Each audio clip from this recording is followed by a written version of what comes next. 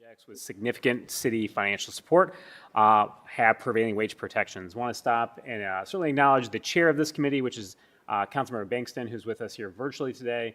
I have the pleasure of serving as vice chair of this committee and enjoy the opportunity to work with our chair on issues like this all the time. So Chair, thanks for being here with us today virtually, but for your work as the chair of this committee for council.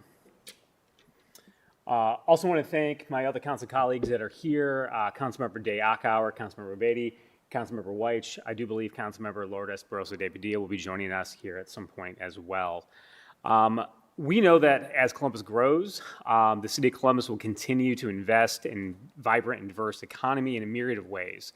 And those types of investments include enterprise zone agreements, job incentive agreements, job creation and retention tax credits, and potentially other types of financial incentives to ensure that we have a growing and diverse economy here in Columbus. Workers on city-owned projects are already provided prevailing wage protections, which includes retirement benefits, health benefits, and overtime. This allows us to keep more city dollars in the pockets of workers who are building our senior centers, our fire stations, our courthouses, and our parks. When the city makes deep investments in private, commercial, and industrial projects, I believe that same standard should be adhered to on those projects as well. I am proposing legislation today that will establish this standard and create a requirement that the same recipients of financial incentive agreements also have a meet and confer requirement with the Mayor's Office of Diversity and Inclusion Director to find opportunities for both local workforce development partners and local small and regional business to engage on larger construction projects. This companion legislation was actually inspired in part by a roundtable during Black History Month that Council President Hart and I hosted with workforce development partners who were focused on uplifting Black and brown residents here in Columbus. While we recognize the current state and federal environments continue to be challenged to incentivize diverse hiring practices and target investments in our minority workforce, to say the least, Columbus can and should do better in bringing the right people to the table when significant taxpayer money is involved. I want to pause and see if many of my council colleagues have any comments they would like to provide before we go into an overview of the legislation. Seeing none, Mark, if you want to pull up the PowerPoint.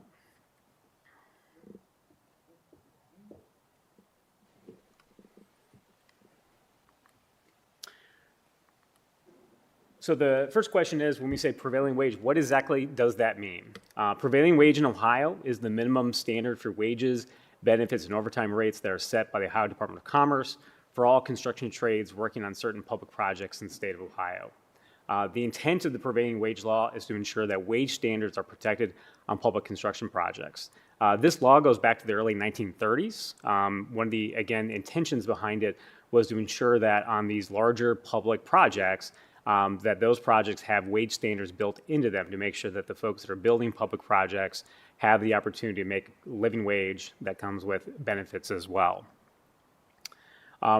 Those same protections do not actually extend to construction projects that receive city incentives. So if they're privately owned projects, not owned by the city of Columbus, but they have received a significant city investment, that state law does not extend those same protections.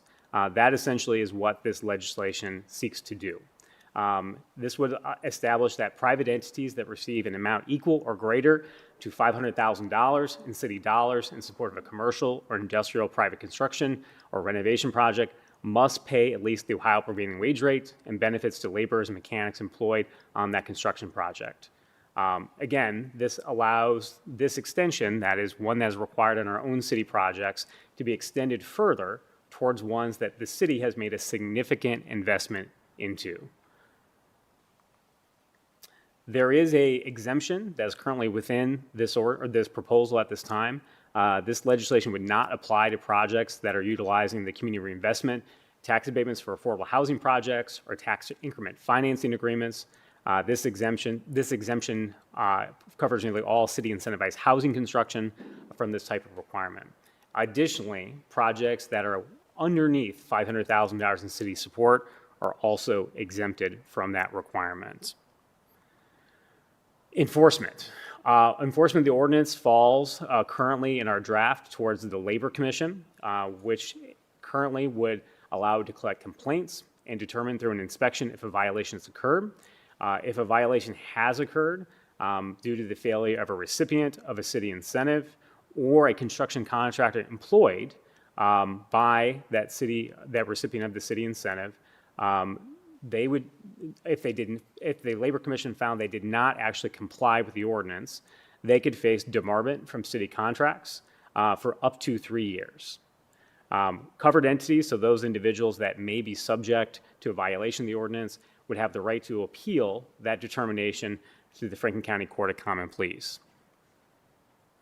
The other piece of legislation that is a companion piece of the prevailing wage requirement, as I mentioned in my opening comments, is an attempt by the city to help bring a more proactive way for so many of our workforce development organizations in Columbus and in Central Ohio that have deep reach into different parts of the city to provide workforce development opportunities to our underemployed or unemployed residents, to actually connect those with large employers that are coming to do business in the city of Columbus that have received a city incentive.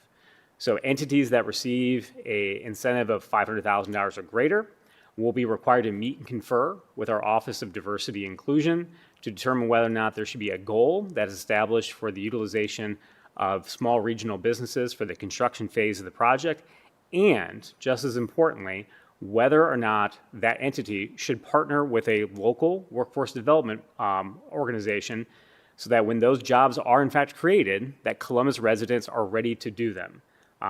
One of the things we heard in that workforce development roundtable was oftentimes workforce development agencies will be called sometimes months after a project has been announced or opened, and by that point, the ability for those organizations to meaningfully stand up training opportunities for residents in a short amount of time is very, very difficult.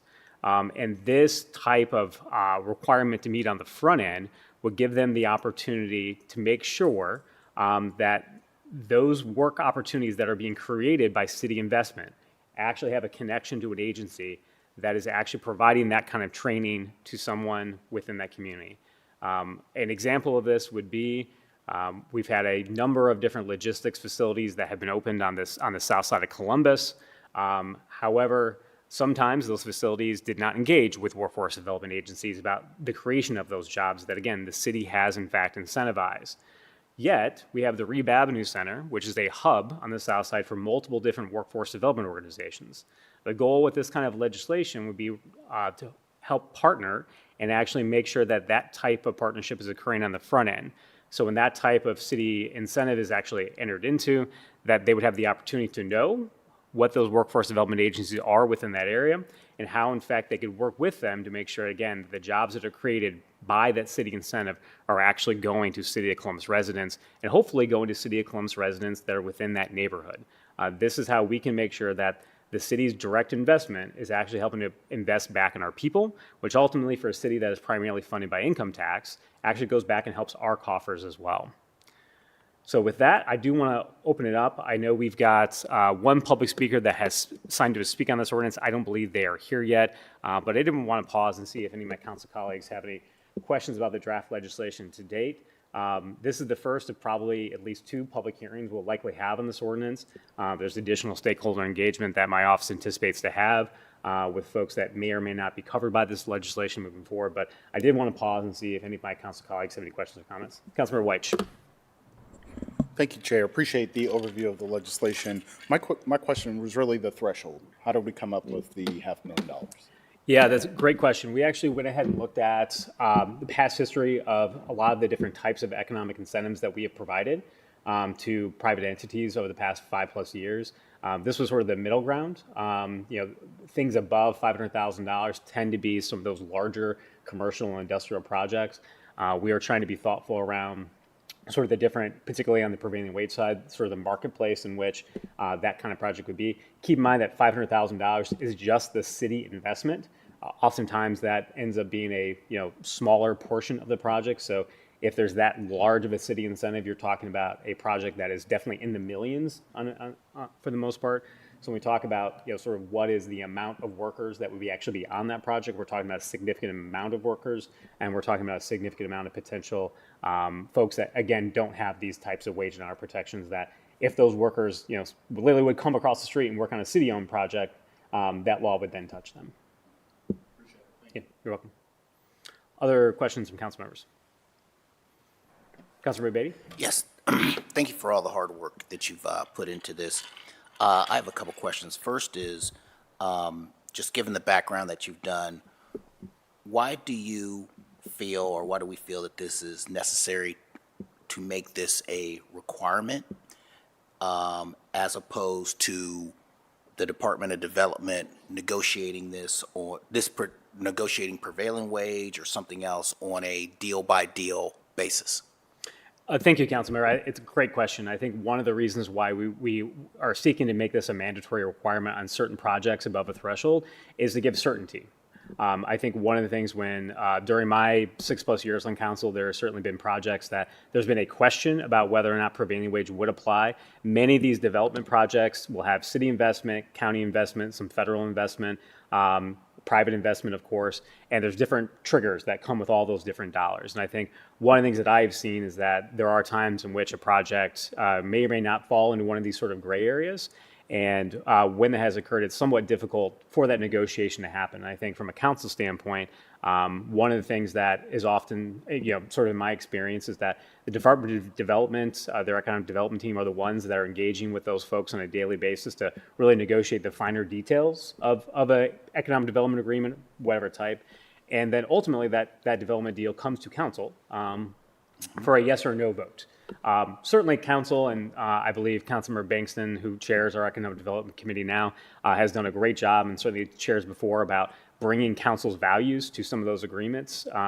When there are things that we want to see in those agreements that maybe the department had not prioritized on the front end, that's a little bit more difficult, sort of in the timeline of how to get those things negotiated.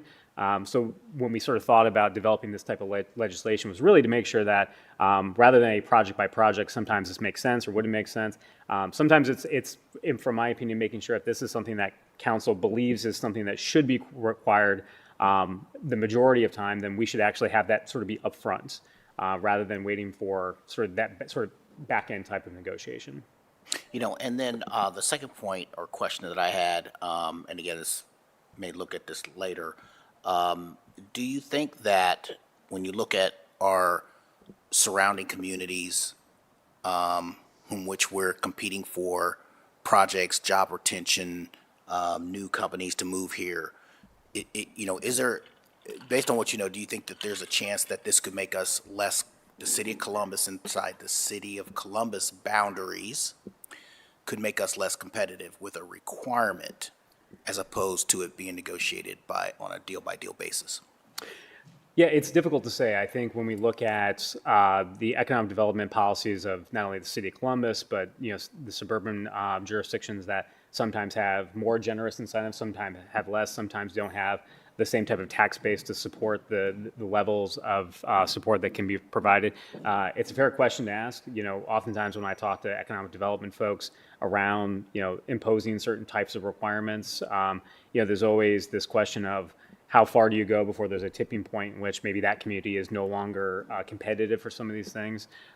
So that, I think that's a worthy question. As our engagement continues with sort of interested parties, I certainly think has been a question that has been asked and certainly will be, into the future. I also think it's a difficult question for literally anyone to answer. Sure. When we sort of review what, these policies look like from a perspective of what happens on our own projects versus those that are in the private marketplace, there are certainly projects that are going to be similar in size and complexity and structure, and you would maybe see that marketplace pay about the same as prevailing wage.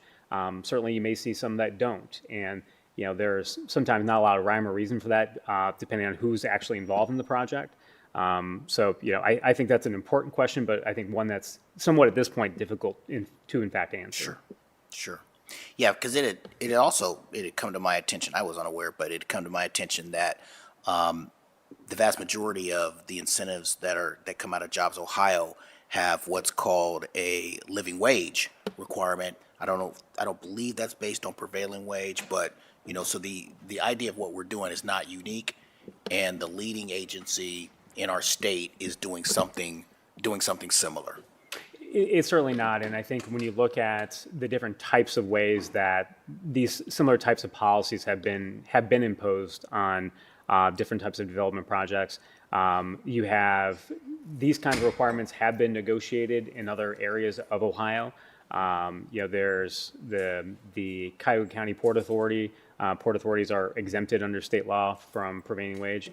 For some time, they had been requiring prevailing wage to be paid on their projects, even though the state law did not require them to. And that entity certainly was fairly successful in retaining many of those deals. They made a change to their policy here recently, so some still have a prevailing wage requirement, others don't. But there's certainly any number of jurisdictions around Ohio that have sort of recognized that having a wage requirement in place makes sense for them, both from a, I think a perspective of them remaining competitive within that marketplace, but also at the end of the day, as Councilmember Weich and I were talking a moment ago, if in fact we're going to put city investment into this, it's also important for us to consider what the city is getting out of it. And oftentimes we focus on just the jobs that are created at the end of the project, and that is certainly something that is very, very, very important. But also at the same time, we think about the jobs that are created for the construction of that project. That is also a significant source of income tax revenue for the city, and frankly, for folks that are going into those types of trades career, the more that we can do to make sure that those are careers and not just temporary jobs, I think is to the benefit for us to make sure that we continue to have a skilled trades workforce here in Columbus that can be stood up at any time to build any project, rather than I think you look at other areas of the country that don't have strong wage protections for their workers, and their construction market looks very different because it's very difficult for them to create and retain a skilled workforce on the construction end. Did want to recognize Councilmember Barosa de Padilla, who just arrived. Thank you for joining us. Appreciate it. Any other questions from council members at this time? I don't know if Councilmember Barosa de Padilla, if you had any comments you want to make. Oh, Mr. Vice Chair. Chair. Yeah, two other kind of level setting things. I think you talked about prevailing wage, but could you go a little deeper into that, right? There's a lot more things in it than just say the actual earnings side of it. So if you could talk about prevailing wage and how that works in its totality. And then I have another question just around our nonprofit partners. And there's an exemption in there currently for affordable housing, but this would also apply to our nonprofit partners as well. I think about those capital expenditures that we make, and whether those be capital campaigns or contributions to organizations that are doing construction projects. Would this also pertain to them?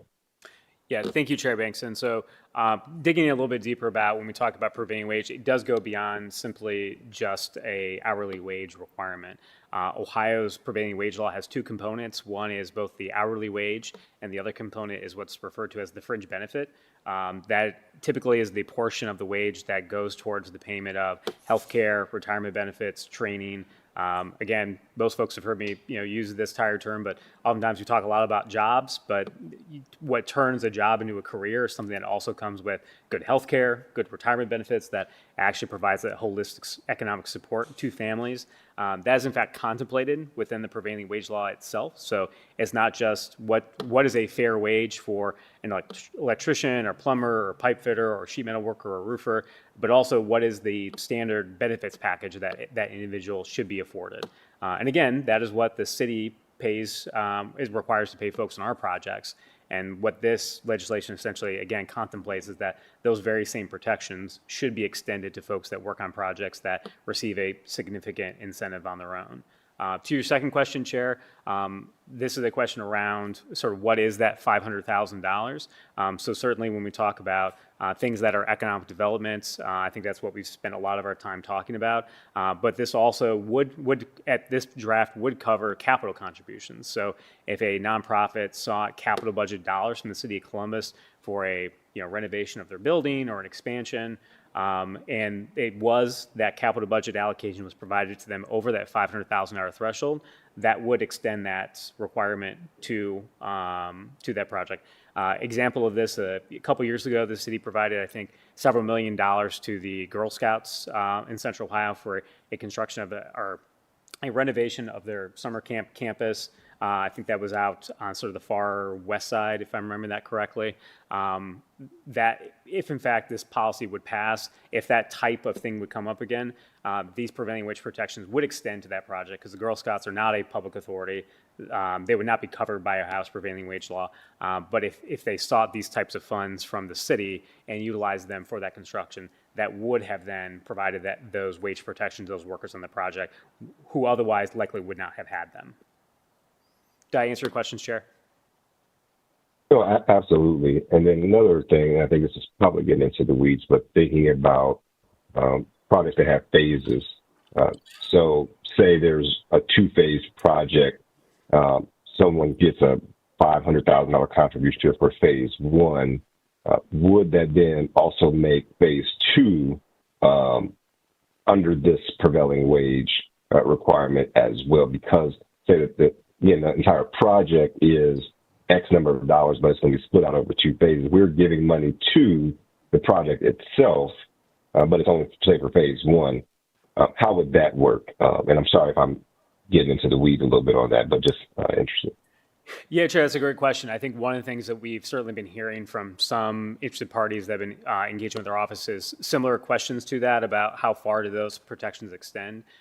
One of the things that the city can do in this area is that under the market participation doctrine, which there's a ruling from the Sixth Circuit Court of Appeals that basically allows public authorities to put strings on their dollars, in which if you want our money, we can put certain things on them, such as things like a prevailing wage requirement. Within this legislation, we are working through how far the duration of that requirement would go, and whether or not, for example, if a project, there was a large development and the city put, $500,000 and the agreement was just to put that $500,000 just into, say, the parking garage or something. The question that, certainly has been asked around, where would that requirement land? I still think that's something that's a fair question that we need to work through with the legislation. But I think when you talk about how the law sort of operates right now, is that under state law, you can't subdivide a project. So you can't, have a prevailing wage project begin and you just shut the project down for a week and then say, well, all the public funding's been used and now we're going to start up today, and now it's all private dollars that are here now. So this is no longer a prevailing wage job. I think these are real questions for the city to contemplate about how we work through this. We've had the opportunity to work with our folks in the Department of Development around how that, the joys of working from home, Chair. Tell little one we said hi. Let me follow up on that Yep. particular point. I mean, one thing that's, often done and been advised by many of our outstanding public incentive lawyers is, like, for instance, they'll take in the city grant or special loan or whatever, and then rather than having it go to the hard construction, they'll have it be attributed to the soft cost, the architectural fees, the engineering fees, and other things like that, where the prevailing wage would not acquire or would not apply.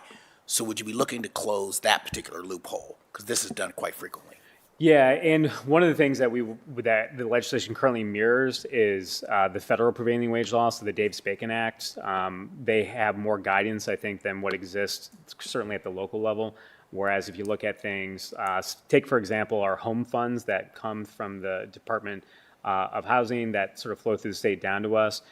So the Davis-Bacon requirements on that, basically if you take those funds and the project is over a certain size, it's subject to the federal law, even if you use those home funds for those soft costs. Because as I think to your point, if you have them just simply associated with one aspect of the project, that certainly opens a loophole. The other thing that's somewhat difficult is, frankly, from a regulatory standpoint, if you hand someone, an entity a certain amount of funding, and they say, well, this went to the soft costs, how do you track those versus, otherwise? But there's a way to track it. And then the other situation is a lot of times, you deal with situations where grants are going to be asked and they put it in a position of reimbursement. So the cost and the spending has already occurred, and so the prevailing the prevailing wage, the actions that would have triggered prevailing wage have already occurred, but we've allowed the grant or whatever to be applied to work that's already been done. Yeah, and I think this is one of the things that we're going to have to make sure that we're working with the Department of Development to make sure that when projects do contemplate construction, and they do contemplate construction that has been incentivized, that the requirement is in fact basically whatever the contractual arrangement between the city and the recipient references, whatever version of this ordinance ends up passing, to comply with it on the front end, because I think to your point about sort of what is in and what is out is certainly certainly can be a question if we're not thoughtful about that on the front end. And certainly, our economic development team, I think, is perfectly aware of what the goals of this legislation are, and we just got to sort of fine tune to make sure that they're able to do their jobs well. Because I think to that point, we also want to make sure that we're setting up our folks in administration for success and making sure that they're doing this work as well. Councilmember? Thanks, Chair. Apologies for being late. Vice Chair. We have our chairs tending to I'm a sorry, side. but yes, chairs, vice chairs, colleagues, countrymen. I have a question, a wonder, and my wonder is how we are thinking about potential unintended consequences, right? When we think about creating opportunities for folks to work for the city and to broaden, to make it a bigger table so that more folks can, smaller businesses, businesses that might not have been, might be at that threshold where a 500,000, it's a little bit of a reach for them, but they're finally kind of at that place. But then is this making it so it's further out of their reach, right? So now that company that might have been able to attain that, if we're putting this on top, now that's not going to be something that they can reach for like another 5 or 10 years, right? And so then we're not making it, are we cutting out more local businesses, more of those mid-size or becoming mid-size businesses? That's just a wonder that I have, because I mean, there is no argument. I think everybody should make more money. Everybody, everywhere, all the time. Rent is too damn high, and so is everything else. And so the more money that we can put on people's paychecks, I'm all for. But I'm also thinking that when we do that, there's always a consequence. There's always something to that. So I'm just wondering, how are we thinking about that, and how are we not... Two things, and then I'll stop so you can answer. Not just how are we thinking about that, but then how are we also guiding people through that process so that if there are other opportunities or ways that they can partner or do other things, that we can provide them with some of those resources. So again, we're not cutting out local or smaller businesses. No, it's I think a great question, and I think one of the reasons why, again, and Councilmember White and I were discussing this a little bit before you arrived, was we talk about that $500,000 threshold. That's just the city's investment. So typically a project that has that size of an investment from the city standpoint is generally in the millions, if not tens of millions of dollars overall. So these tend to be larger projects. To, I think, some of the point that you're making, that is why the companion piece that we have coming through here as well is very important also to say, if in fact we're going to make sure that we're requiring this from a wage standpoint, that also we're then asking you to engage with our Office of Diversity and Inclusion about how you could work with small businesses on this project. Currently, some of those things I think are a little bit more ad hoc, and in meeting with the Office of Diversity and Inclusion, they felt like that companion piece would actually be very beneficial for them when you talk about some of these smaller businesses that may not have as much awareness of some of these projects. And frankly, sometimes of certainly these larger projects, the generals or construction managers are very used to using the same types of subcontractors. This would put the Office of Diversity and Inclusion at least in the same room with the owner, basically to make suggestions around, hey, here's a handful of these types of contractors that actually would be well suited to this type of project. Currently, right now, that sort of warm handoff or sort of meet and confer requirement doesn't exist. So I think this is one aspect in which we're attempting to do something to expand those wage protections for workers, but that companion piece then to help make sure that we're actually creating more opportunity for the business side of this. And that's why when we've contemplated these two pieces of legislation, we wanted them to be paired together, because it's something that is, we think, good for workers, but then also good for local businesses as well. And what would be the time frame, are we thinking, this may be too early, but that it would actually go into effect? Have we considered that yet? Yeah, so currently, obviously this is not something that we would contemplate from an emergency legislation standpoint. Sure. So, minimum would be sort of 30 days after passage. I think we know that we have more work to do with stakeholders. I think in dealing with some of the issues that some council members have asked questions about here today, I think we generally know how we want to address them, but we also want to practically make sure how this would work for the department. And I think to Councilmember Beatty's point about some of those loopholes that may or may not exist based on how it would get implemented. So certainly it's my goal that we'd like to see some movement on this legislation like this year. But we are hopeful that in the next couple of months that we'd be able to answer a lot of these questions fairly easily. Yeah, and what I was thinking was when we pass pay equity, we give it a year until it was in effect. And I'm not proposing it's a year, whatever the appropriate time frame is, to also, we also created guides and we also created other things so that folks felt like this wasn't it wasn't so jarring to the system, right? That we gave them both the tools that they needed and did that outreach, but then we gave them a little bit of time to put those things into place for them so that's just something I'm thinking about around how do we also help to support the legislation as it goes in, especially, again, for those smaller folks that it's going to be, I think the larger you are, the more resources you have, right? And so for some folks, especially if they were getting to that place, that they really feel like they're supported and understand what this means. Yeah, and I think that's a really good point as it relates to the Labor Commission. So the Labor Commission would be sort of the enforcement entity for potential violations of this ordinance. The Labor Commission also has responsibilities for educating folks based on the wage theft law and other things. I think to your point, that is a question because of the engagement with the Office of Diversity and Inclusion. Those types of businesses that I think you're mentioning, they have worked with in the past, and I think we are well set up towards doing that kind of education. So, but I do think it will take some time in order to do so, because we do know that when we have folks that are not used to working in some of the environments, to your point, any types of regulatory changes will be different for them. Now, that said, many of these projects are very, very sizable. So I think it's both making sure that folks understand what, if any, new regulatory burdens may be on them, but also we have a real opportunity to introduce some of those smaller businesses to these larger projects by that companion piece as well. Example, do you recall whether the construction of the new Crew Stadium had prevailing wage or any type of living wage requirement? It did have prevailing wage on it from Okay. state capital budget allocation. Okay, yeah.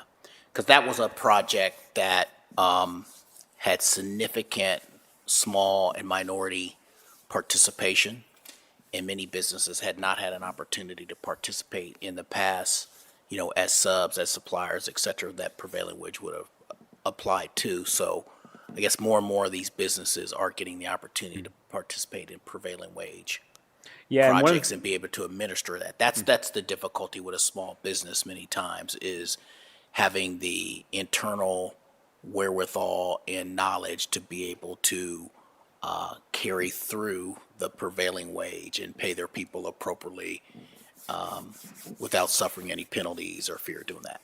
Yeah, and I think it's a great point, and this is something as the city has done more community benefit agreements, and this is a little bit outside of the topic here today, but the Office of Diversity and Inclusion has been extremely engaged on those projects, and I think nearly all of them have hit their minority goal numbers for the construction phase of it, and it's a lot of newer businesses, and all those projects are in fact prevailing wage, because those these community benefit agreements are city-owned projects. So I think to your point there, because of I think the efforts of the administration and the Office of Diversity and Inclusion, you're seeing more folks get experience in that, which should benefit folks long term to be able, whether or not they're doing prevailing wage work for the city, the county, other folks, or whether or not they're then well suited towards working on one of these private industrial or commercial developments that would have potentially this kind of requirement on them. Any other questions from council members? Seeing none, we do have, again, one public speaker to sign up to speak on this ordinance, Mr. Dorsey Hager, who's the Executive Secretary of the Columbus Building and Construction Trades Council. Dorsey, welcome back to council.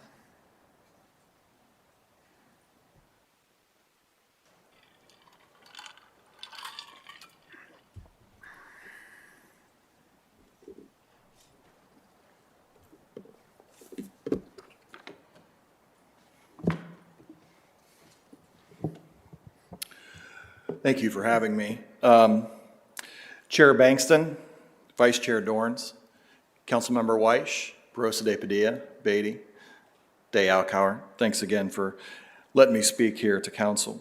I'm here to provide testimony about the pending legislation. My name is Dorsey Hager, and I am currently the Executive Secretary-Treasurer of the Columbus and Central Ohio Building and Construction Trades Council. The Columbus Building Trades is comprised of 22 local unions and district councils representing 18,000 highly skilled tradesmen and tradeswomen here in Columbus and Central Ohio. As I said, I stand before you today in support of this proposed legislation. Requiring private entities who receive over $500,000 from the city in support of a construction or renovation project to pay prevailing wage on that project will ensure that workers on that project are paid the local industry standard wages and benefits and rates set by the state of Ohio. Passage of the legislation will raise local standards for workers. Prevailing wage laws establish a minimum wage and benefits for workers, ensuring that they are paid the prevailing wage rate for their trade in the local area. This prevents contractors from underpaying workers to win bids, which can have negative consequences for worker well-being and their families. It also reduces the risk of underbidding and bid shopping. By requiring contractors to pay prevailing wages, this legislation will discourage lowballing bids that are based on underpaid labor. This ensures that projects in our community are completed safely, on time, and under budget. Prevailing wage laws also help produce a stable and skilled workforce. The requirements create a more stable and skilled workforce by encouraging employers to pay the industry standard wages and benefits, leading to better recruitment and better retention of employees. It also helps with economic inequality.